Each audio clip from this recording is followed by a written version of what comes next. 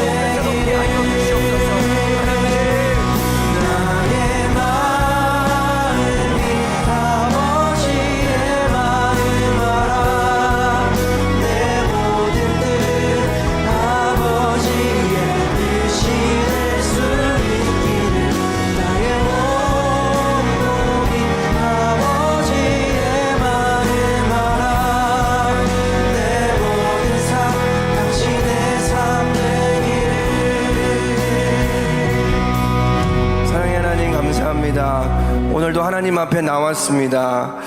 하나님, 우리가 하나님이 나의 아버지라 참 감사하고 또 하나님 앞에 예배할 수 있음이 나의 가장 큰 기쁨입니다.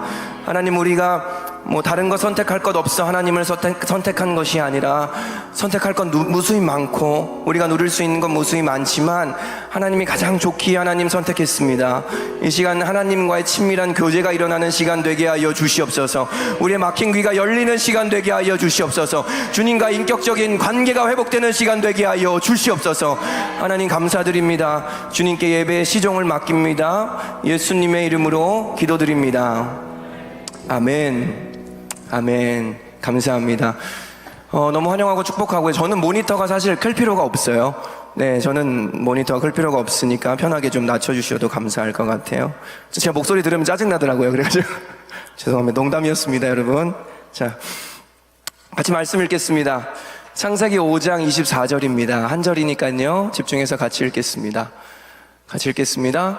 에녹이 하나님과 동행하더니 하나님이 그를 데려가심으로 세상에 있지 아니하였더라. 아멘. 여러분, 지금 뉴 웨이브 워십에서는요, 히브리서 11장을 가지고 성경에 나오는 인물들 시리즈를 하고 있습니다. 하나님의 사람들이라고 이름을 붙여서 하고 있는데요, 오늘은 에녹입니다. 에녹. 여러분, 에녹에 대해서 좀 들어보셨죠? 여러분, 에녹은 유명합니다. 에녹은 유명한데 에녹에 관하여서는 사실 잘 알려져 있는 것이 없습니다. 창세기, 유다서, 히브리서 정도의 에녹이라는 사람이 등장하는데요, 내용도 많지 않을 뿐만이 아니라 양도 많지 않습니다. 그런데 그런 비밀스러움이 있기 때문에 우리에게 흥미를 주는 점이 있습니다. 왜냐하면 그 짧은 내용이 상당히 임팩트 있는 내용이기 때문에 그렇습니다. 여러분, 성경에서 죽지 않고 하늘로 올라간 사람 2명이 등장합니다. 누군지 아시나요? 하나는 엘리야, 구약의 선지자 엘리야고요. 또 한 명이 에녹입니다. 여러분, 그거 자체가 신기하죠? 죽지 않고 하늘로 올라갔다. 혹시 이 중에 죽지 않고 하늘로 올라가고 싶으신 분 계십니까? 여러분, 죽지 않고 하늘로 올라갔다. 딱 2명 있는데 역사적으로 엘리야랑 에녹이라는 겁니다. 그럼 에녹은 어떤 사람일까요? 에녹에 대해 성경이 언급하고 있는 부분을 보면 이러한 표현이 나와 있어요. 하나님과 동행했다. 그리고 하나님이 그걸 기뻐하셨다. 이런 표현이 나옵니다. 에녹은 365살까지 살았어요. 365살까지 살았고요. 그 유명한 노아의 방주를 지은 노아, 그 노아의 증조 할아버지입니다. 요새 이런 표현을 잘 안 써서 그런데 할아버지, 아버지가 증조 할아버지죠. 그러니까 이 노아의 할아버지의 아버지가 되는 사람이 에녹입니다. 여러분, 이 시대, 노아랑 멀지 않은 시대라고 봤을 때 이 시대의 특징이 있었습니다. 뭘까요? 악했다라는 거죠. 그럼 노아의 시대가 얼마나 악했냐면 하나님이 참다가 견디다 못해 내가 이거 못 참겠으니까 이제 엎어버려야 되겠다라고 결정했던 게 바로 노아의 시대였습니다. 그리고 하나님이 신약 성경에 보면 이 마지막 때를 언급하면서 노아의 시대와 같을 것이다 라고 또 말씀하시는 부분이 있죠. 여러분, 근데 이 성경의 이 창세기 서두에 보면 참 재미있는 게 하나님이 딱 두 사람한테만 하나님과 동행했다라는 표현을 쓰는데 그게 에녹과 노아입니다. 딱 두 사람한테만, 창세기 서론에 수없이 많은 사람들이 나오잖아요. 딱 두 명한테만 이 사람 하나님과 동행했어, 의인이야, 이런 표현이 나오는데 그게 에녹과 노아입니다. 그리고 히브리서에 보면 하나님이 이 에녹을 참 기뻐하셨다라고 나오죠. 따라서요, 우리가 오늘날 신앙생활 하면서 하나님을 어떻게 기쁘시게 할 수 있을까라는 질문을 많이 하지 않습니까? 하나님을 어떻게 기쁘시게 하며 살 수 있을까라는 질문을 하는데 이 질문에 대한 답변이 오늘 본문에 나오는 겁니다. 시대가 얼마나 악하든 환경이 어떻든 우리 공동체가 어떻든 상관없이 내가 뭐 하면, 하나님과 동행하면 하나님을 기쁘시게 할 수 있다는 겁니다. 여러분, 신앙생활에서 중요한 건 주변이 어떠냐는 것 아닙니다. 그렇죠? 여러분, 요셉의 인생을 한번 생각해 봅시다.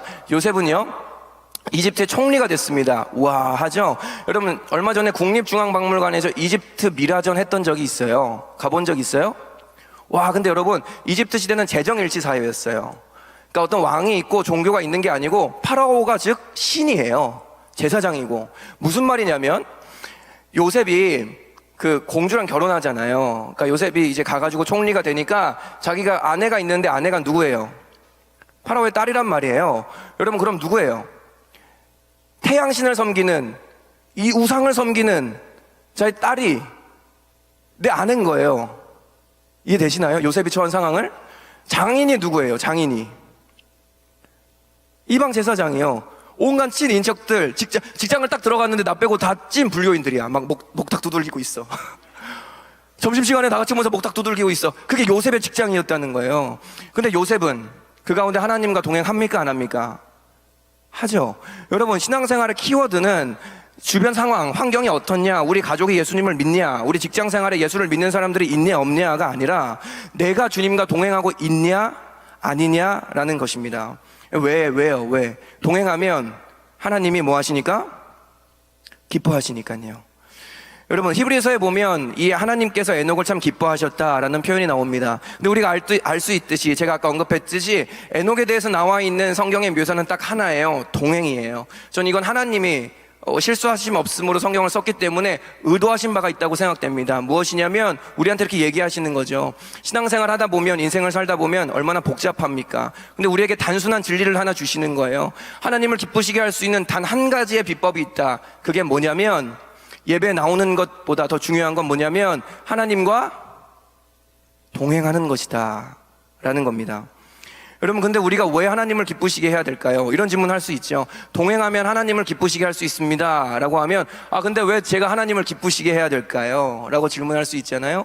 여러분, 웨스트민스터 소요리 문답이라는 게 있습니다. 그게 뭐냐면 과거에 1600년대에 많은 신학자들과 목사님들이 모여서 신앙 고백을 하고 그걸 통해 토대로 믿는 사람들은 이렇게 살아야 돼 라는 걸 정리한 거예요. 그런 신앙 고백인데 그 소요리 문답에 대해 1번이 있어요. 1번 질문이 뭐냐면, 인간의 첫째 되고 가장 되는 목적은 무엇인가? 입니다. 성경을 이렇게 정리했을 때 인간의 첫째 되고 가장 되는 목적은 무엇인가? 뭐라고 얘기하냐면 하나님을 영화롭게 하고 하나님을 즐거워하는 것이다 라고 얘기합니다. 잘 들어보세요. 하나님을 영화롭게 하고 그분께 영광을 돌리고 그분을 즐거워하는 것이다. 조금 쉬운 말로 하면 하나님을 기쁘게 해드리는 것이다 라는 겁니다. 그분을 영광 돌리는 거, 그분을 영화롭게 하는 거, 그분을 기쁘게 해드리는 것이 우리 인생의 가장 되고 첫째 되는 목적인데, 그 방법이 뭐라고요? 하나님과 헌금을 10억씩 하는 거라고요? 하나님과 동행하는 거랍니다. 여러분, 그렇기 때문에 그 누구도, 그 어떤 신분도, 그 어떤 대학을 나오든 그 어떤 직업을 있든지 간에 하나님을 기쁘시게 할 수 없는 사람은 없는 거죠. 하나님이 우리한테 많은 헌금을 내라, 100명을 살려라, 1000명을 살려라, 아프리카로 선교 가라, 그래야 나를 기쁘게 할 수 있어 라고 하시는 것이 아니라, 너는 나랑 동행해, 너는 나랑 함께 걸어, 그러면 나를 기쁘게 할 수 있고, 그게 바로 너가 창조된 목적이야 라고 이야기하신다는 겁니다. 복잡하지 않다는 거죠. 한번 따라해 볼까요? 하나님과 동행하면 된다. 네, 여러분, 신앙의 슬럼프를 어떻게 극복할 수 있을까요? 하나님과 동행하시면 됩니다. 내 삶에 소망이 없고 재미가 없는데 어떻게 하면 될까요? 하나님과 동행하면 됩니다. 그럼 거꾸로 생각할 수 있겠죠. 지금 내 삶에 무언가 문제가 있고 무너져 있고 답답하고 소망이 없고 재미가 없고 뭘 하든 감동이 없다, 슬럼프에 있다. 그러면 내가 지금 하나님과 동행하고 있는가? 내가 지금 하나님과 발 맞춰서 걷고 있는가라는 걸 점검해 보셔야 된다는 것입니다. 여러분, 그렇다면 동행이 왜 하나님을 기쁘시게 할까요? 왜 우리가 하나님과 동행하면 하나님은 기뻐하실까요? 여러분, 신앙생활의 핵심은 관계입니다. 뭐라고요? 관계예요. 여러분, 하나님을 믿는다라는 게 뭔지 고민해 보신 적 있습니까? 예수 믿었으면 예배 드려야지, 예배 드리고 조금 감동되면 헌금도 하고, 한 번씩 해외여행 나가야 되는데 그럼 좀 찔리니까 해외 선교로 대체하고. 여러분, 이게 신앙생활입니까? 아니죠. 여러분, 우리가 예배 드리고 모이고 헌금하고 모임하는 것은 형식입니다. 너무나 중요하지만 그것이 신앙생활의 핵심이라고 얘기할 수는 없죠. 그럼 신앙생활의 핵심은 뭡니까? 관계죠. 여러분, 누군가 여러분에게 결혼이 뭡니까? 라고 물어봤을 때 누군가가, 야, 그거 뭐 별거 있냐? 같이 밥 먹고 같이 자고 같이 사는 거지 뭐, 이렇게 얘기한다면 여러분, 그게 결혼 생활입니까? 아니죠. 여러분, 이건 모양이죠. 형식이죠. 여러분, 신앙생활을 그냥 교회 나와서 예배 드리는 것이 신앙생활이다, 헌금하는 것이 신앙생활이다, 뭐 수련회드리고 선교 가는 것이 신앙생활이다, 이렇게 얘기한다면 그건 너무나 가벼운 신앙생활의 정의라고 할 수 있을 것입니다. 여러분, 요한복음 17장 3절 한번 같이 읽어볼까요? 영생은 오직 한 분이신 참 하나님을 알고 또 아버지께서 보내신 예수 그리스도를 아는 것입니다. 여러분, 영생이 바로 신앙생활이죠. 우리가 신앙생활하면 얻게 되는 것이 영생이니까요. 근데 이렇게 얘기하는 겁니다. 야, 신앙생활이란, 영생을 얻는 것은 하나님을 뭐 하는 거야? 아는 것이야 라고 얘기하는 거래요. 여러분, 신앙생활의 핵심은 하나님을 아는 것입니다. 믿으십니까? 아, 그래요, 목사님, 저 하나님을 알고 있습니다. 이게 아니라는 거예요. 여기서 얘기하는 아는 것은 그 주님을 관계적으로, 또 경험적으로, 체험적으로 그 하나님과 날마다 동행하는 것, 이걸 아는 것이라고 합니다. 여러분, 저는요, 그 강동원을 압니다. 그렇죠? 저는 윤석열 대통령님을 압니다. 여러분, 이게 아는 겁니까? 아니죠. 여러분, 우리가 누군가를 나 그 사람 알아, 나 그 사람 잘 알아 할 때 그 사람과 인격적인 관계, 또 그 사람과 함께 했던 어떠한 경험 등을 얘기하는 겁니다. 그래서 여러분에게 묻는 겁니다. 여러분, 하나님을 아십니까? 하나님과의 추억이 있습니까? 하나님과의 경험이 있느냐는 겁니다. 그 더 나가서 오늘 있습니까? 아, 나 10년 전에 그 사람 잘 알았어. 와, 나 10년 전에, 나 5년 전에 재한이랑 친했어. 이 재한이 그 주선팀 팀장이 있는데요. 5년 전에 올해 다시 만나게 됐어요. 거의 5년 4년 만에. 그래서 저한테 그러더라고요. 이제 재한이한테, 재한이가 주선팀 팀장인데요. 제가 팀장을 어떻게 세웠냐면, 금요성령 집회 전에 나 너한테 잠깐 할 말 있다, 이러고 불렀어요, 뒤로. 너 팀장해라. 그리고 제가 사라졌어요. 그리고 팀장을 맡기고 이제 군이 바뀌었거든요. 그래서 저한테 이렇게 그때 팀장 세워줘서 너무 힘들었지만 지금 잘하고 있다, 이렇게 하고 있는데요. 과거형이 되면 안 된다는 거죠. 여러분, 하나님과의 추억과 경험이 있으셨을 수 있어요. 그런데 그게 혹시 과거형이냐는 거예요. 오늘 그 하나님을 알고 계십니까? 그 하나님을 누리고 계십니까? 이게 동행이라는 겁니다. 여러분, 하나님이 하나님을 가장 사랑하시는 자에게 주시는 것이 있습니다. 하나님을 가장 순종하고 하나님을 가장 잘 믿는 자에게 주시는 것이 있습니다. 그게 뭘까요? 하나님 자신입니다. 힘 빠지세요? 아멘이 나와야 될 타이밍인데, 담임 목사님이 이런 심정이었나? 언제 아멘 할 거냐고 맨날 그러시죠? 여러분, 말씀 따라 우리가 살고 순종하고 믿음대로 살 때에 우리가 돈을 얻고 인생길이 열리는 것보다 더 중요한 건 하나님을 알게 된다는 것입니다. 하나님을 경험하게 된다는 것이죠. 여러분, 우리가 하나님한테 받을 수 있는 가장 큰 축복이 하나님 그분임을 믿으십니까? 여러분, 그럴 때 여러분의 가슴이 뛰십니까? 여러분, 무엇을 위해 순종하고 계십니까? 오늘 이 예배당에 무엇을 위해 나오셨습니까? 물론 저는 때때로 너무 갈급해서 필요가 있어서 주님께 나오는 것도 좋다고 생각을 합니다. 그러나 결국 그 과정 가운데에 하나님이 우리에게 가장 주시고 싶어 하시는 건 뭐냐면 하나님 그분 자신입니다. 여러분, 보통 하나님과의 관계를 결혼 관계에 많이 비유하죠. 결혼할 때 혼수도 하고 예물도 하잖아요. 여러분, 그런데 우리가 결혼하는 목적은 뭡니까? 그 사람을 얻으려고 하는 거죠. 그 사람을 누리려고 하는 거죠. 여러분, 하나님과의 관계에서 여러분이 얻고자 하는 게 하나님 그분 한 분 되시기를 축복합니다. 여러분, 우리가 아침에 큐티 합니다. 지난번에 그 수련회 때 강사님 모시고 난 다음에 큐티 붐이 막 일더라고요. 그리고 우리 청년부도요, 공동체적으로 3월부터 그 큐티 책을 같이 해가지고 하려고 해요. 매일 성경에 큐티 책을 함께 구입해서 온 공동체가 말씀을 보는 것들을 하려고 합니다. 여러분, 그리고 지금 30일 작정 예배 중이죠. 사실 제가 여러분 때문에 기도해요. 저는 내가 괜히 했다 이런 생각하면서 갈 때 많은데 여러분들 때문에 또 기도합니다. 그리고 요새 동행일기 쓰는 분들도 많더라고요. 근데 제가 느낀 생각이 있어요. 제가 그러고 있을 때가 있어요. 뭐냐면 아침에 큐티 딱 해놓고서 오늘 큐티 했다, 이제 됐다, 이렇게 하루를 살 때가 있더라고요. 그치, 오늘 30일 작정 기도했어, 이제 난 됐어. 오늘 동행일기 썼지, 이제는 내 시간이야, 이제는 내가 마음대로 살 수 있어. 여러분, 그런데 이렇게 생각해 봅시다. 아침에 성경 10장 읽는 사람이 있다고 해봐요. 매일 칼같이 시간을 지켜서 아침에 성경 10장을 읽어요. 그리고 나서 내가 이제 할 거 다 했지 이러고 내 마음대로 사는 사람이 있다고 해봅시다. 근데 어떤 사람은 아침에 성경을 딱 한 절 읽어요. 한 절 읽는데 그 한 절을 가지고 하루 종일 묵상하며 곱씹으며 하나님 말씀 따라 살려고 그 한 절을 어떻게든 내 삶에 녹여내려고 애쓰며 사는 거예요. 그럼 10장 읽은 사람과 한 절 읽은 사람, 누가 하나님과 동행하는 사람이라고 할 수 있겠습니까? 여러분, 우리는요, 하나님과의 관계를 뛰어넘어 하나님의 일을 행할 수가 없습니다. 믿으십니까? 우리가 하나님의 일을 한다, 하나님의 마음을 받는다, 하나님의 뜻을 행한다 했을 때 반드시 선행되어야 되는 것이 하나님과의 동행, 하나님과의 관계인 줄을 믿습니다. 다시 한번 강조하겠습니다. 여러분, 신앙생활은 관계입니다. 여러분, 그렇다면 동행은 무엇일까요? 관계가 중요해서 하나님과 동행해야 된다고 했는데 동행은 무엇일까요? 제가 동행은 무엇인가를 정리하다 보니까 결국 이게 신앙생활이 무엇인가로 정리가 되더라고요. 상당히 방대하더라고요. 그래서 결국 신앙생활은 무엇인가를 여러분에게 좀 나누게 됐어요. 하나님과 동행하는 삶, 신앙생활을 어떻게 정리할 수 있을까? 몇 단계로 좀 나눠 정리하려고 합니다. 첫 번째 단계입니다. 한번 따라해 볼까요? 거룩하라. 거룩하랍니다. 여러분, 하나님이 우리에게 동행할 때 요구하시는 첫 단계는 거룩하라예요.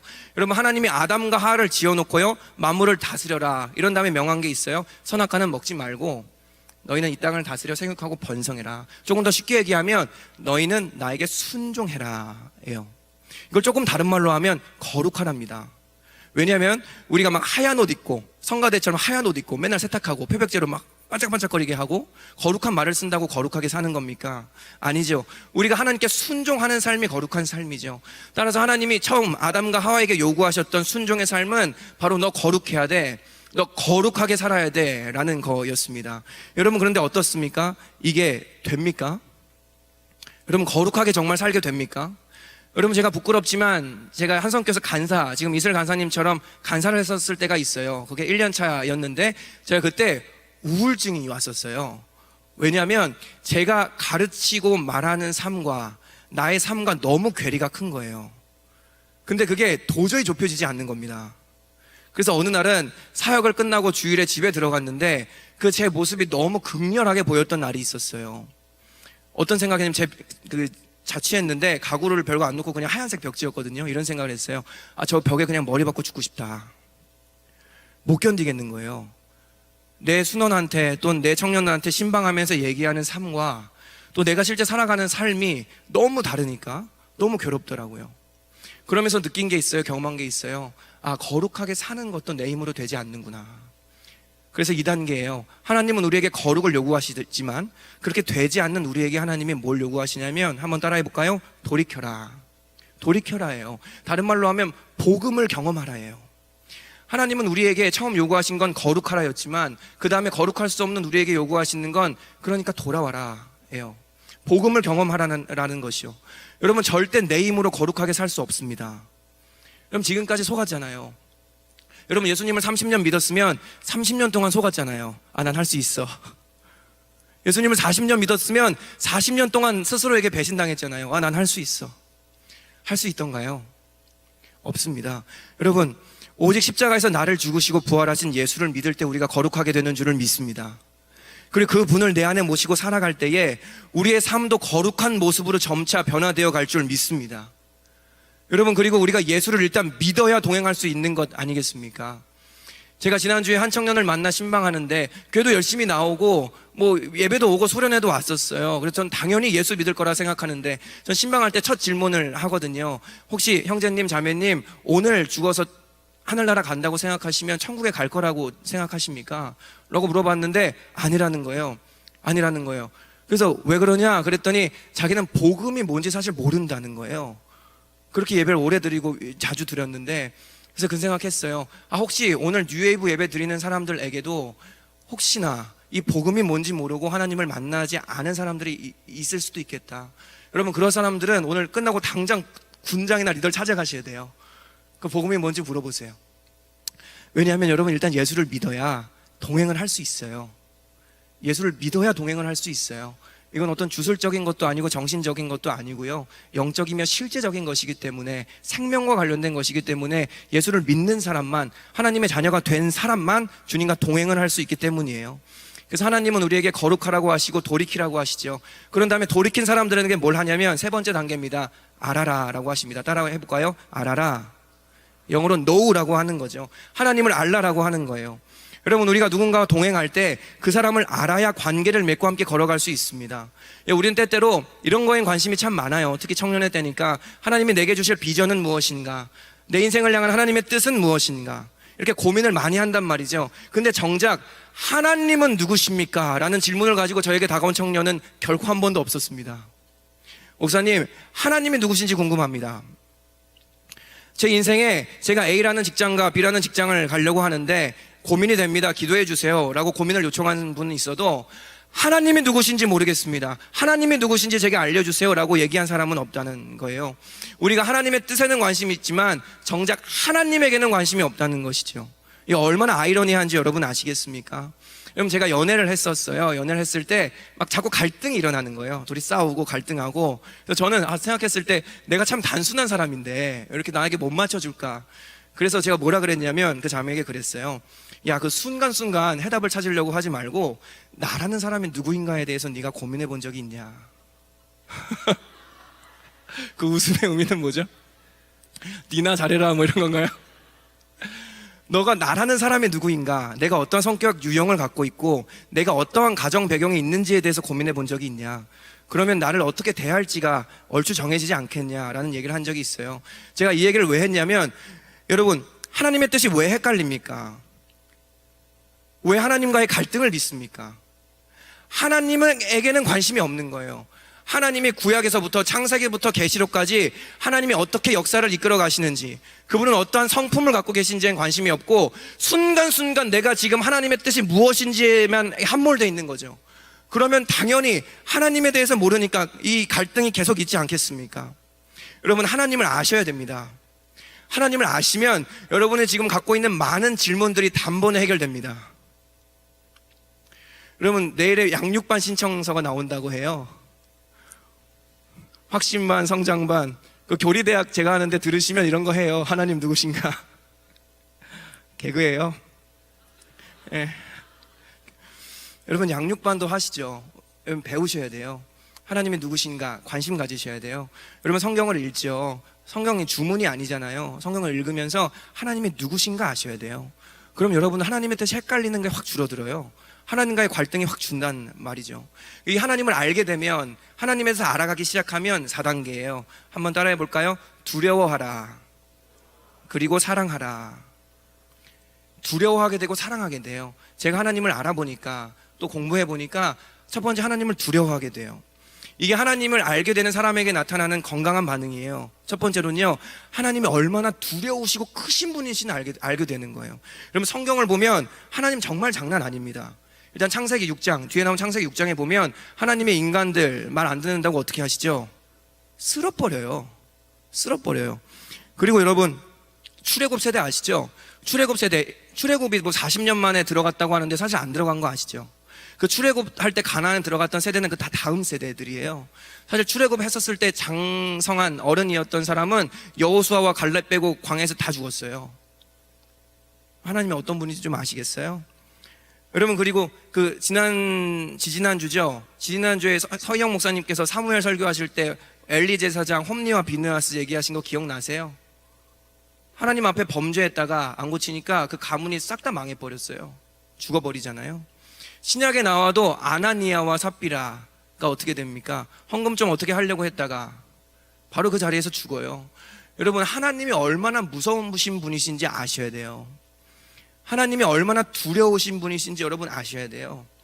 하나님이 두려워하면 우리가 왜 그런 짓들을 하겠어요? 왜 목사랑 성도가 만나서 그런 짓을 하겠어요? 여러분, 제가 지난주에 한 청년을 신방하는데요, 한 목사님이 자꾸 청년을 건드린다는 거예요. 제가 그런 생각했어요. 나도 내가 만약에 하나님을 두려워하지 않으면 그건 남의 모습이 되지 않을 수 있겠다. 여러분, 우리가 하나님을 두려워해야 될 줄을 믿습니다. 여러분, 우리가 또 하나 하나님을 사랑하게 돼요. 여러분, 성경을 보면 하나님이 두려우신 분일 뿐만이 아니라 사실 얼마나 사랑이 많으신 분인 줄 몰라요. 여러분, 요한복음 8장에 보면 가늠하다 현장에서 붙잡힌 여인이 있어요. 이 여인에게 예수님이 뭐라고 하십니까? 싹 물리시더니, 야, 나도 너를 정죄하지 아니하노니 가서 다시는 죄를 범하지 말라. 그럼 이게 예수님이잖아요. 또 예수님이 사마리아 여인 찾아가신 거 아시죠? 남편이 5명 있던 여인에게 찾아가셔서 그 여인 한 명을 위해 그 먼 길을 돌아가시며 말을 붙이시고 사랑하시죠. 그리고 예수님은 창녀와 문둥병자들의 친구셨고요, 또 배신한 베드로에게 찾아가 베드로에게 사랑의 말을 건네면서 베드로를 회복시키시죠. 여러분, 세상에 하나님 같은 분이 없는 줄을 믿습니다. 여러분, 우리 가운데 이 건강한 신앙의 균형이 있기를 축복해요. 하나님을 동시에 너무 두려워하면서 그 하나님을 너무나 사랑하는 그런 건강한 청년들이 저와 여러분들이 되기를 축복합니다. 마지막 5단계예요. 한번 따라해 볼까요? 따르게 된다. 여러분, 이 하나님을 두려워하게 되고요, 이 하나님을 사랑하게 되면 나오는 자동적인 반응이 있어요. 하나님을 따라가게 돼요. 내가 살던 길을 버리게 되고요, 하나님의 길을 걸어가게 돼요.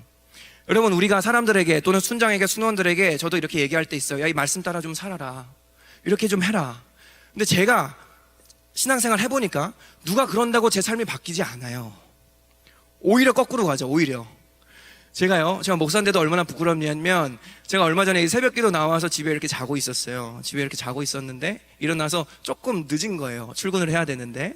그래서 이제 허겁지겁 어머니가 아침을 차려주셔서, 제가 이제 같이 살거든요. 아침을 먹고 있는데 어머니가 별 얘기도 안 하시고 저한테, 야, 좀 부지런하게 일찍 일어나서 하면 얼마나 좋아, 저한테 그러셨어요. 제가 갑자기 화가 팍 올라오는 거예요. 더 부지런하면 죽으라고 막 이래요. 아들 죽으라고 막 이러면서 와, 그래서 제가 참았어야 되는데 막 하고 왔어요. 그러니까 우리 그렇잖아요. 누가 뭐라고 하면, 여러분 어때요? 목사랑 여러분 막 버티고 애쓰고 있는데 목사님이나 간사님이나 전도사님이 그렇게 하지 말고 예배드려야지, 기도하지, 그러면 그렇게 하고 싶든가요? 아니요. 아이씨, 내 할라 그랬는데 이러면서 절대 안 해 막 이렇게 되잖아요. 여러분, 우리가 하나님께 순종하는 거, 제가 보니까 하나님을 정말 알게 됐을 때 그분의 두려움, 또 그분이 얼마나 사랑이 많으신 분인 걸 알게 됐을 때 나오는 자동적인 반응이 순종이더라고요. 그래서 하나님을 따라가는 것은 우리의 의지적인 반응이기도 하지만 하나님을 진정으로 아는 자에게 나오는 자연스러운 반응이죠. 여러분, 그렇다면 5단계를 얘기했어요. 첫 번째, 거룩하라, 돌이켜라, 알라, 두려워하라, 사랑하라, 그리고 하나님을 따라라 얘기했는데요, 마지막으로 하나님을 이 따르는 삶은 그럼 무엇인가? 하나님을 따라가는 삶, 하나님을 동행하는 자에게 나타나는 자연스러운 반응이 하나님을 따라가는 삶이라고 했는데, 하나님을 따라가는 삶은 무엇인가? 어떠한 삶의 태도로 살아가야 되는지를 나누고 싶어요. 첫 번째는요, 이 하나님과 동행하는 삶에게 나타나는 삶의 태도는요, 이것도 한번 따라해 볼까요? 비밀이 없다. 비밀이 없다예요. 하나님을 동행하는 사람은요, 알고 있어요. 비밀이 없다라는 것을. 그럼 우리가 때때로 사람들이 보지 않는다고 비밀이라고 생각하는 사람들이 있죠. 근데 여러분, 누가 아십니까? 하나님이 아세요. 하나님이 알면 온 세상이 다 알아요. 모르셨죠? 하나님이 알면 온 세상이 다 알고 있다는 것을. 여러분, 요셉을 보시죠. 요셉에 나와 있는, 요셉을 지칭하는 수식어가 있어요. 하나님과 함께하는 사람이라는 수식어죠. 하나님과 함께했기에, 하나님이 함께했기에 형통했다, 이렇게 나오는데요. 그래서 코람데오 뭐 이런 말도 써요. 요셉은 하나님이 함께하셨기에, 하나님의 시선을 느꼈기에 보디발 장군 아내의 유혹에서 넘어가요. 여러분, 많은 사람들이요, 이 하나님이 지금 나와 함께하고 있다는 시선을 놓치고 살아갈 때 어떻게 생각하냐면 비밀이 있다고 생각해요. 여러분, 정말 세상에 비밀이 있다고 생각하십니까? 그럼 제가 살아가니까 세상에 비밀이 없어요. 그럼 또 누군가가 자신의 이 과거에 지은 죄, 연약함 때문에 자신의 죄가 폭로될 거라는 두려움에 사로잡혀 살아가시는 분들도 있더라고요. 여러분, 근데 아까 얘기했듯이 하나님이 알면 세상이 이미 다 알고 있는 거랑 마찬가지예요. 여러분들이 과거에 했던 그 일들이요, 하나님이 아시는데 그냥 지금 하나님이 덮어주시고 있는 거예요. 그럼 감사하면서 하시면 돼요. 또 언젠가 그게 드러나잖아요. 그럼 인정하시면 되죠. 왜냐하면 지금 하나님이 어차피 알고 계시는 것이기 때문에 그래요. 여러분, 제가 지지난주인가요? 명군 MT를 갔어요. 명군 MT 가서 장을 보면서 이제 저희 그 은선 자매랑 재한 형제를 옆에 태우고 장을 보고 숙소로 들어가는 길이었어요. 근데 여러분, 저는 정말 신호등을 못 봤어요. 근데 불법 유턴을 일부러 한 게 아니라 날이 너무 좋았어요. 그날 날이 너무 좋아서 교회 봉고차를 마침 타고 창문을 내리고 날이 너무 좋다 막 이러면서 가고 있는데 유턴을 해야 되는데 신호가 못 봤어요. 그래서 차가 없길래 자연스럽게 유턴을 딱 때렸어요. 때렸는데 우와, 나 그런 경험은 처음이었는데 경찰이 딱 서 있는 거예요. 제 등줄기에 식은땀이 쫙 막 오면서 옆에 어떤 청년들이 있으니까 제가 이렇게 태어난 척 했어요. 뭐 그럴 수도 있지 뭐, 나는 애국자라 세금을 낼게 막 이러면서 근데 간다음에 얼마나 서원을 하고 딱 걸렸다, 진짜 이런 생각이 드는지 몰라요.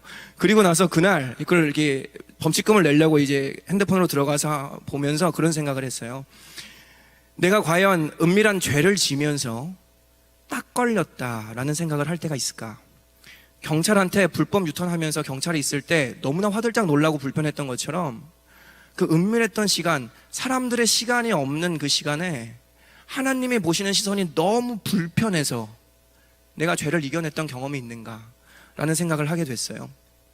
그럼 뉴스에 나오는 사람들 있잖아요. 높은 위치에 있다가 때때로 무너지는 사람들, 다 이래서 넘어지는 거라고 생각해요. 비밀이 있다고 생각하는 거죠. 안 걸리게 주면, 안 걸리게 전달하면, 사람들 안 보는 데서 몰래 하면 비밀이 있다고 생각하는 거예요. 근데 여러분, 세상에 비밀이 있을까요? 없다고요? 있을까요? 없다고요? 있다고요? 없다고요? 없어요. 이게 하나님과 동행하는 자에게 나타나는 삶의 태도입니다. 그럼 비밀이 없다고 명심하시고 살기를 축복합니다. 두 번째요, 한번 따라해볼까요? 공짜가 없다. 공짜가 없어요. 왜냐하면 하나님 보시고요, 다 아시거든요.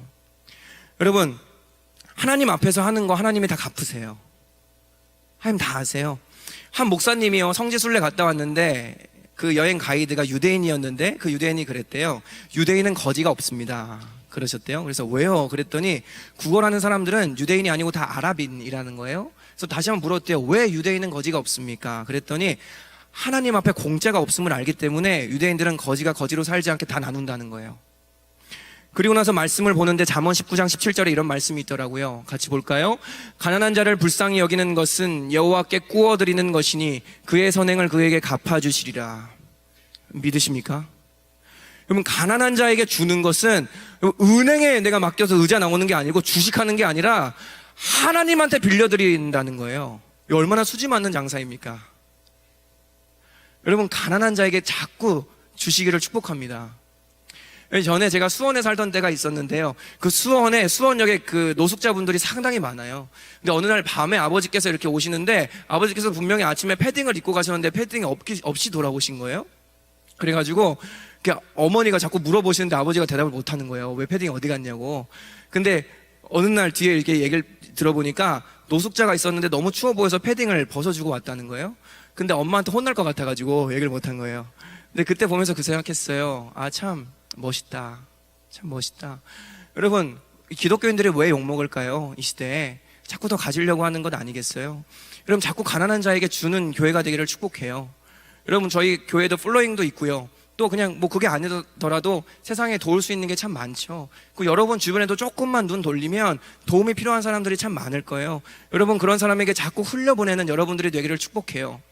왜냐면 하나님의 동행하는 자는 알거든요. 뭐냐면 사람들은 몰라도, 사람들은 지금 내가 하는 수고와 이 애씀을 아무도 몰라도 누가 아신다고요? 하나님은 아세요. 그리고 하나님은 갚으세요. 아멘이십니까? 그럼 제가 어떤 적이 있냐면, 제가 저기 이수정 아파트에 자취할 때요, 제가 이 청년부 생활, 리더 생활 하면서 건대에서 자취했었는데요. 근데 자취하면서 제가 서러운 게 있었어요. 뭐냐면 제가 새벽 기도도 나오고 했는데 시내버스, M버스 타고 막 오고 막 2시간 걸리고 막 졸다가 이상한 데 가고 그랬거든요.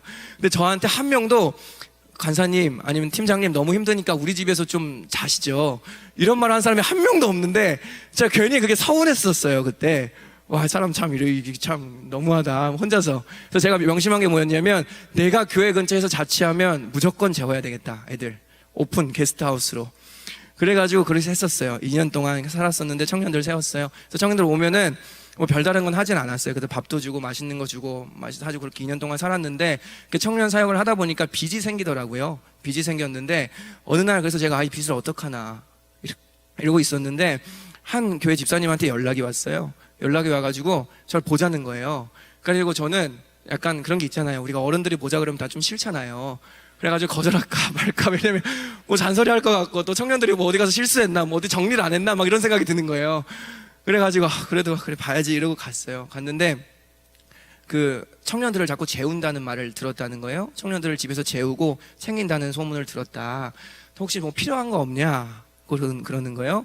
별 생각, 필요한 게 뭐가 있겠어요. 처음 보는 사이인데. 그래서 뭐 별로 없습니다, 필요한 게. 그랬더니 저한테 뭐라 그랬냐면, 빚이 있다는 소문을 또 들었다. 그래서 눈이 막 갑자기 커지더라고요. 눈이 커져서 얼마 있냐, 그래가지고 그 빚을 얘기해 줬어요. 그랬더니 그 자리에서 그걸 갚아주셨어요. 그때 제가 뭐 그게 뭐 큰 돈 아니었지만, 여러분 그때 경험한 게 뭐였냐면, 아끼지 말자. 아끼지 말자. 하나님이 아시는구나, 하나님이 보시는구나 였어요. 여러분, 이렇게 사역하다 보면 또는 살다 보면 누군가가 인정해 줬으면 좋겠고 누군가가 알아줬으면 좋겠는 거 분명히 있어요. 근데 여러분, 하나님이 아세요. 그리고 제가 보니까 정말 남는 게 뭐냐면, 하기 싫어서 억지로 한 것들이 있어요. 왜냐면 우리가 다 너무 계산적이잖아요, 사실. 그래서 사실 내가 하겠습니다 라고 할 때는 뭔가 나에게 이익이 있을 것 같아서 하는 것들이 사실 꽤 있어요. 근데 때때로 하기 싫은 것들이 있어요. 정말 하기 싫고 이건 아닌 것 같고 못할 것 같은데 순종하는 마음으로 하는 것들이 있어요. 여러분, 그게 하나님한테 고스란히 남더라고요. 여러분, 그런 순종의 삶을 사는 저와 여러분들이 되기를 축복합니다. 마지막으로요, 따라해볼까요? 정답이 없다. 정답이 없다예요. 여러분, 정답은 사실 없는 게 아니라 정답은 누굴까요? 하나님입니다. 여러분, 선택보다 중요한 건 동행입니다. 우리가 살면서 염려해야 되는 게 하나가 있어요. 그건 뭐냐면, 하나님과 내가 동행하고 있지 않은 것 같으면 그건 염려하셔야 돼요. 지금 내가 하나님과 좀 발이 어긋나는 것 같다, 내가 하나님과 마음이 안 맞는 것 같다, 그러면 그건 심히 염려하셔야죠. 근데 여러분, 하나님과 동행하고 계신다면, 내가 하나님 안에 있고 하나님이 내 안에 계신 게 확실하다면 여러분, 아무 염려하실 필요 없어요. 무엇을 하든지 간에. 왜요? 하나님이 책임져 주실 테니까요. 정답이 누구니까요? 우리 하나님이 되시니까요. 여러분, 제가 재수를 했어요. 재수를 했는데 이제 제가 의대를 가고 싶었어요, 그 당시에. 그래서 재수했는데 성적이 애매하게 나온 거예요. 그럼 뭐가 중요해집니까? 입시 전략이 중요해지죠. 그래서 제가 뭐 했냐면, 저 믿는 집안이고 또 저희는 약간 신령한 이런 것들을 사모하는 집안이거든요. 그래서 용한 목사님한테 기도를 받으러 가야 되겠다, 이런 생각을 해서 실화. 그래서 저희 주변에 있는 어머니랑 해가지고 이 기도빨 좋다는 목사님들한테 기도를 받으러 갔어요. 그러면서 물어봤어요. 제가 1지방, 2지방, 3지방 가나다군이 당시에 있었거든요. 그래서 고려대, 중앙대, 뭐 건국대를 넣으려고 하는데 어디를 넣어야 돼, 어떻게 해야 되냐 뭐 물어봤어요, 실제로. 그때 홍보도 많이 하고요. 막 그분들 보니까 계속 좋은 분들은 아니에요. 제가 지금 목회자 돼서 생각해 보니까. 그래서 막 저 동네에 있는 목사님들, 뭐 전도사님들 막 용하다는 기도원 이런 데 찾아가서, 제가 고려대를 넣어야 됩니까? 제가 중앙대를 넣어야 됩니까? 그래서 막 점지해 주면 막 거기 펑크가 나가지고 막 12명 정원인데 8명 정원 돼가지고 내가 들어가서 막 간증하고 막 이런 걸 생각했단 말이죠. 근데 막 그래서 실제로 어디는 어떤 대학교를 넣으십시오 막 이렇게 얘기하는 데도 있었고요. 또 근데 가다 보면 어떤 분은 어떤 여전도사님이었던 걸로 기억하는데 뭐라 그러냐면 저한테 네가 원하는 곳에 그냥 넣으라는 거예요. 저는 그때 그랬어요. 와, 진짜 성의 없다. 여러분, 제가 근데 조금 살다 보니까 그게 정답이에요. 우리가 정말 하나님 안에 있다면, 우리가 정말 주의 말씀 안에 거하고 있다면 우리가 원하는 대로 가도 돼요. 여러분, 요한복음 15장 7절 말씀 같이 보겠습니다. 같이 읽겠습니다. 너희가 내 안에 거하고 내 말이 너희 안에 거하면 무엇이든지 원하는 대로 구하라. 그리하면 이루리라. 믿으십니까? 그러면 중요한 건 A냐, B냐, C냐, D냐가 아니라는 거예요. 중요한 건 지금 하나님의 말씀이 내 안에 거하는가? 내가 지금 주님 안에 거하는가? 내가 지금 주님과 동행하고 있냐라는 거죠. 여러분, 우리가 다 하나님의 자녀인데 우리가 간절히 기도하면 하나님 뭐 주머니에 이렇게 뭔가 넣어 두셨다가 조금씩 약 올리듯이 우리에게를 보여주시는 하나님이 아니시죠. 여러분, 하나님은 우리 아버지가 되시는 줄을 믿습니다. 그분은 선하시죠. 우리를 사랑하시죠. 그렇다면 지금 내가 하나님 안에 분명히 거하고 내가 날마다 하나님과 예배하고 하나님을 따라가는데도 불구하고 내게 뭔가 명확하게 보이지 않는 것들이 있다면 그건 안 보여야 되기 때문이에요. 내가 몰라야 되기 때문이죠. 여러분, 인생 가운데에 단 한 번이라도 하나님 제게 길을 보여주십시오 라고 했을 때 길을 보여주신 적이 있던가요? 없어요. 그런 기도 끝에 제게 얻고 나오는 건 그냥 하나님을 향한 신뢰였어요. 어떠한 길을 가든지 간에 주님과 함께하면 내게 두려움이 없겠다라는 신뢰였습니다. 그럼 우리에게는 정답이 없습니다. 우리의 정답은 하나님인 줄을 믿습니다. 여러분, 기도를 통해 우리가 얻어야 될 것이 있다면 담임 목사님께서 설교하셨듯이 하나님께 멀어졌던 우리의 거리가 좁혀지고 관계가 회복되면서 하나님의 마음이 보이기 시작하는 것입니다. 그러면 거기에 우리가 고민하고 있는 선택들의 대부분 해답이 있어요. 하나님을 알아가시기를 축복합니다. 여러분, 사랑의 관계를 뛰어넘고선 절대 하나님의 마음을 알 수 없다는 것, 주님의 일을 행할 수 없다는 것을 명심하십시오. 여러분, 말씀을 마무리 짓겠습니다. 복잡한 시대죠. 발전의 속도를 결코 따라잡을 수 없는 시대입니다. 많은 목소리가 들리죠. 교회도 이러한 것들을 활용해야 된다. 교회도 이런 길로 나가야 된다. 뒤처지면 안 된다. 너무 동의하는 말입니다. 또한 동시에 AI의 시대죠. 저도 챗 GPT를 유로 버전으로 결제하고 챗 GPT랑 요새 동행하고 있는데요. 너무 재밌어요. 제가 사진 하나를 보여드릴게요. 나오나요? 네, 보여요? 누구랑 닮지 않았어요? 나유세 목사님이랑 닮았죠? 이게 챗 GPT한테 저희 교역자 회의할 때 제가 교역자분들한테 이거 너무 신기하다고 하면서 얘가 그림도 그려준다고 하면서 챗 GPT한테 뭐라 그랬냐면, 야, 일단 동양의 목사님이야. 그리고 몸이 좋아. 그리고 수염이 있어. 그려줘. 이름은 나유세 목사야. 이랬더니 이걸 그려준 거예요. 너무 비슷하죠? 우리가 이제 없애주셔도 됩니다. 네. 우리가 이런 시대에 살고 있단 말이에요. 그렇다면 그리스도인들은 세상을 섬겨야 되는데, 그리스도인들은 이 교회는 세상을 리딩해야 되는데 무엇을 우리가 세상을 섬기고 리딩해야 될까요? 영성입니다. 세상에 없는 그 어떤 것이 있다면 영성인 줄을 믿습니다. 영적인 그 무엇이죠? 세상에 결코 가질 수 없는 그 무엇, 하나님과 우리와 동행할 때 주어지는 우리가 영성이라고 얘기하는 그 무엇이 바로 우리가 세상을 리딩하게 만들 수 있는 힘인 줄을 믿습니다. 그리고 이후에 교역자 회의 시간에 이재영 목사님께서 이런 말을 하셨어요. 저희가 뭐 찬양 인도 또는 설교자에 대해서 얘기하는데 제 기억으로는 이런 말을 하셨던 것 같아요. 우리가 뭐 하루, 한 주 반짝반짝 거룩하게 사는 것도 좋지만 우리에게 필요한 것은 축적된 영성이다. 이러한 말을 하셨어요. 엄청나죠? 이재영 목사님이십니다. 이렇게 해놓고 뭐 찰스 스펄전 이렇게 하면 그분이 한 것 같잖아요. 여러분, 우리에게 필요한 게 뭐냐면 축적된 영성이라고요. 여러분, 우리가 그리스도인으로서 세상을 살아가야 될 때, 이 빠르게 급변하는 시대, 또 교회로서 세상을 리딩해야 되는데, 섬겨야 되는데 어떻게 할까요? 여러분, 영성입니다. 그 영성은 어디 가운데 오나요? 하나님과 동행하는 그 축적된 매일 가운데에 우리에게 주어지는 줄을 믿습니다. 그럼 이걸 너무 잘했던 사람이 바로 다윗이죠. 다윗은 실수도 많고 죄도 많이 지었지만 이 하나님과의 관계, 하나님과의 동행하는 것이 신앙의 핵심인 줄 알았던 사람이에요. 여러분, 찬양도 있지만 시편 51편에 보면 다윗이 죄를 짓고 했던 회개의 시가 나옵니다. 회개의 기도가 나오죠.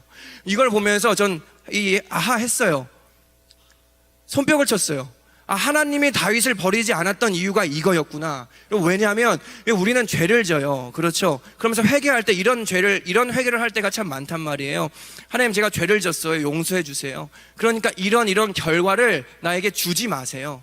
이러한 걸 제가 피할 수 있도록 한 번만 좀 봐주세요 라는 기도를 할 때가 많단 말이죠. 근데 여러분 시편 51편에 보면 다윗의 기도는 어떤 줄 아세요? 찬양도 있죠. 그 구원의 기쁨 내게 회복시키시고 변치 않는 맘 내게 주소서. 나를 주님 앞에서 멀리하지 마시고 주의 성령을 거두지 마옵소서. 이게 다윗의 회개였다는 거예요. 다윗은요, 실수도 많고 죄도 많이 지었지만 신앙생활의 핵심은 관계구나. 내가 지금 죄 지었는데 지금 내가 단 한 가지 구해야 될 것이 있다면 하나님 나 떠나지 마세요. 하나님 나 이 죄 때문에 내 왕권 잃어버리지 않게 해주세요. 이 죄 때문에 반란 일어나지 않게 해주세요가 아니라 하나님 주의 성령을 제발 내게서 거두지 말아주세요. 여러분 우리가 이러한 신앙인들이 되기를 축복합니다. 우리도 때때로 살다 보면 비밀이 있다고 생각할 때가 있어요.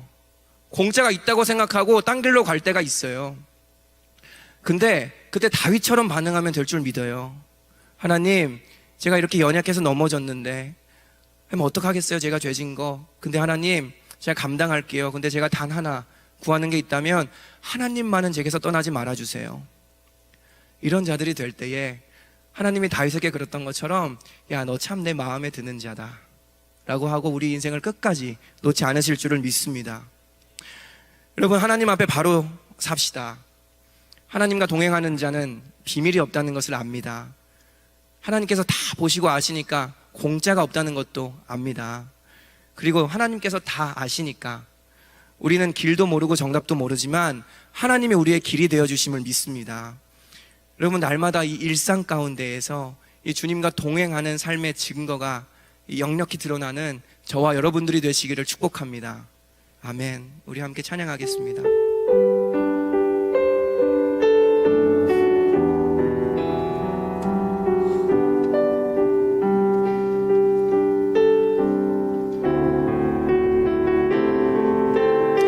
그 다윗의 아까 얘기했던 그 시편을 가지고 만든 찬양이에요.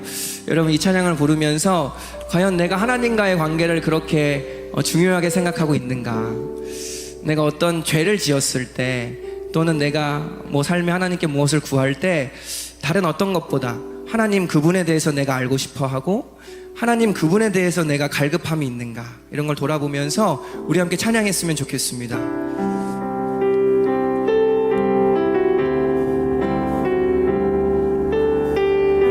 정결한 마음 주시옵소서. 정결한 마음 주시옵소서. 오 주님.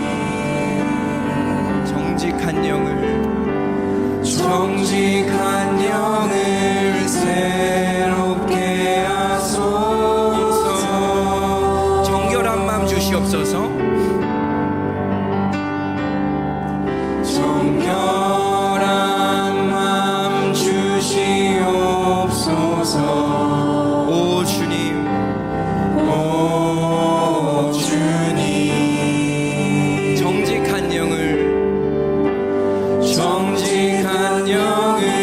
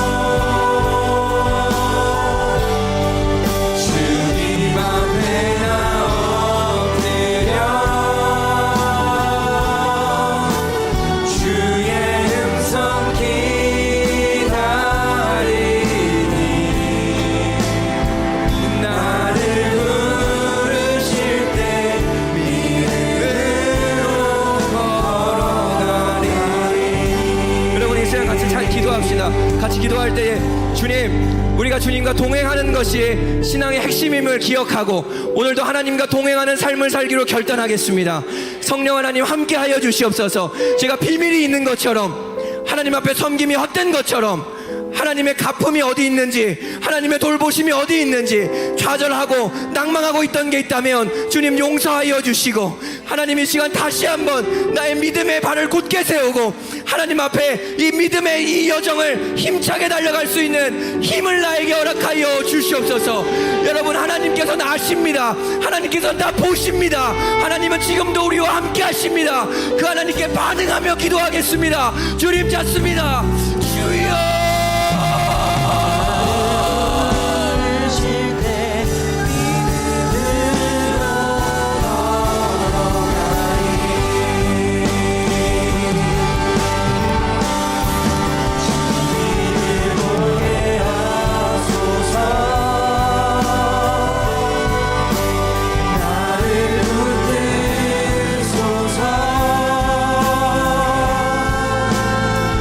내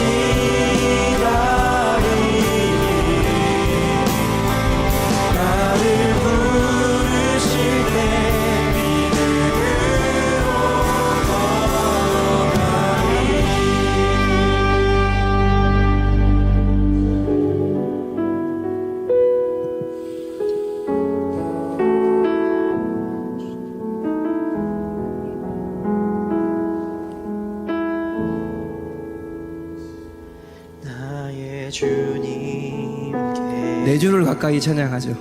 내 주를 가까이.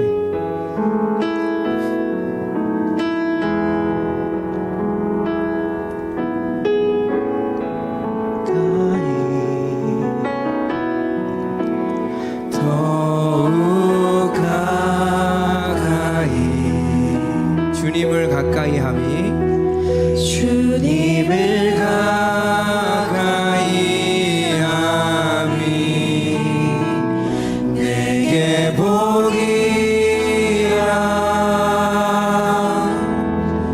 내 평생 소원에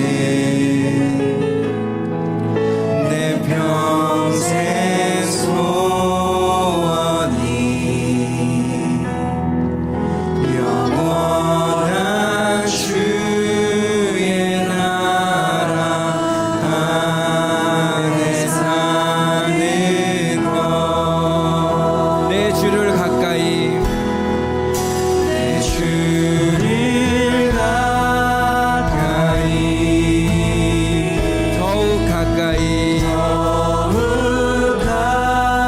가까이 주님을 가까이 함이 주님을 가까이 함이 내게 복이라 내게 복이라 내 주를 가까이 내 주를 가까이 더욱 가까이 더욱 가까이 주님을 가까이 함이 주님을 가까이 함이 내게 복이라 내게 처음부터 한 번 더 할까요?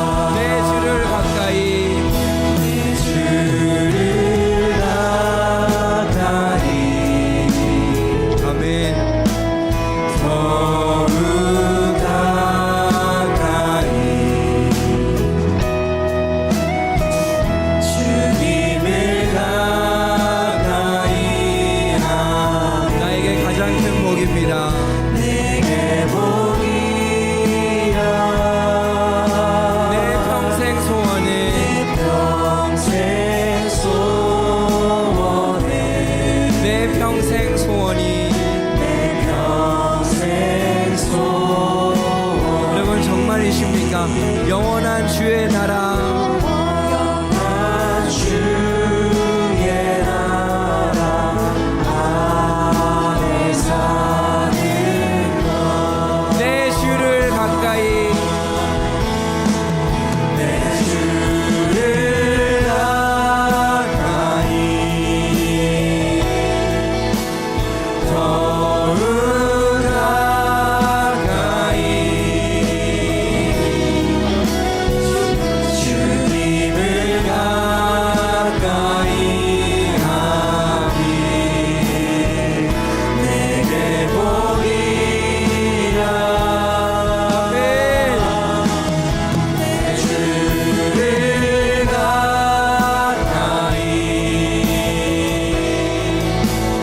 더욱 가까이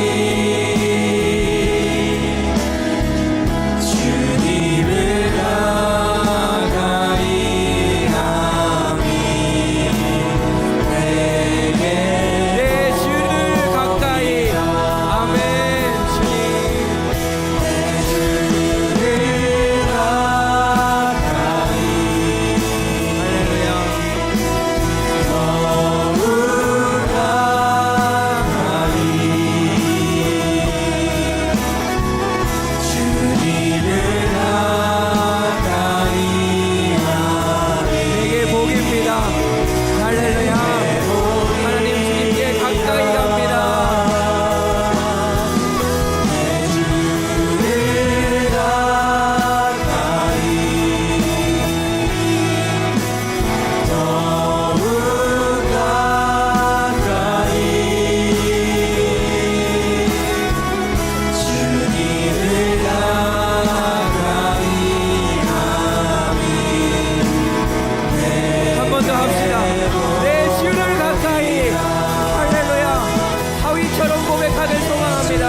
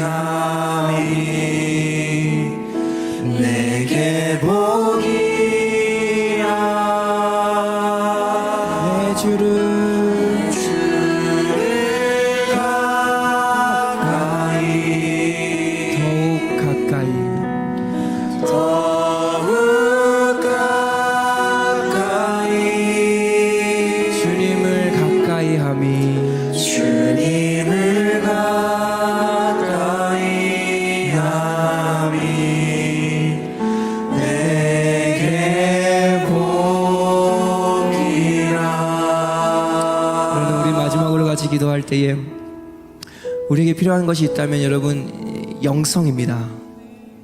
하나님과의 그 축적된 동행 가운데에 우리 삶에 흘러나오는, 우리가 세상을 섬기고 세상을 리딩할 수 있게 만드는 능력, 하나님과의 동행.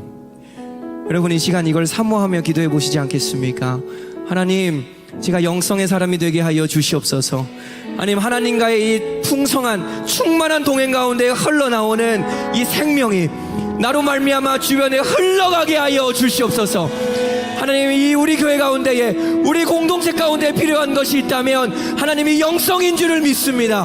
날마다 하나님과 동행하는 공동체 되게 하여 주시옵소서. 삶 가운데에 이 동행의 삶을 살아내는 공동체 되게 하여 주시옵소서. 주님 잡고 기도하겠습니다. 주여,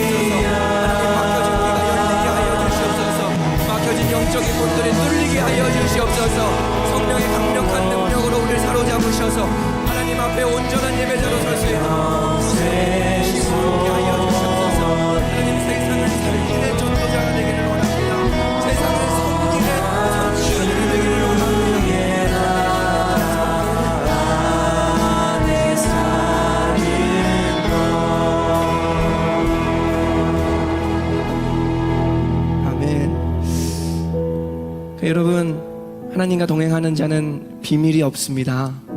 아시죠? 하나님 다 보시고 아십니다. 부끄러운 짓 하며 살지 맙시다. 그리고 공짜 없습니다.